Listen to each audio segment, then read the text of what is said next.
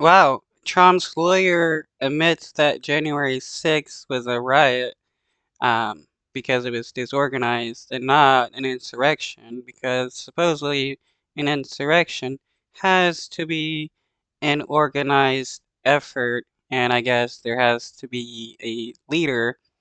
In my opinion, this does not bode well to admit that it was a riot, because that can still mean it's an insurrection.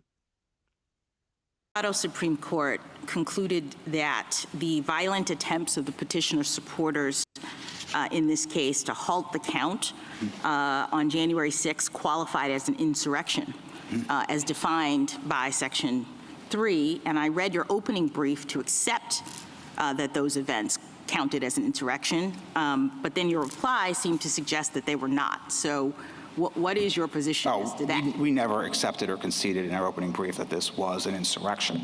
What we said in our opening brief was President Trump did not engage in any act that can plausibly be characterized as insurrection. All right, so why would this not be an insurrection? What is your argument that it's not? Your reply brief says that it wasn't because I think you say it did not involve an organized attempt to overthrow the government. So that's one of many reasons, but for an insurrection, there needs to be an organized, concerted effort to overthrow the government of the United States through violence.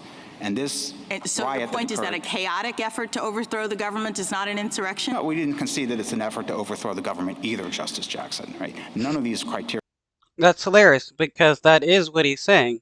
A chaotic effort to overthrow the government is not an insurrection, but, you know, that is still an insurrection. Just because, like, not every group there is, like, coordinating with each other doesn't mean that, you know, those groups aren't trying to overthrow the government.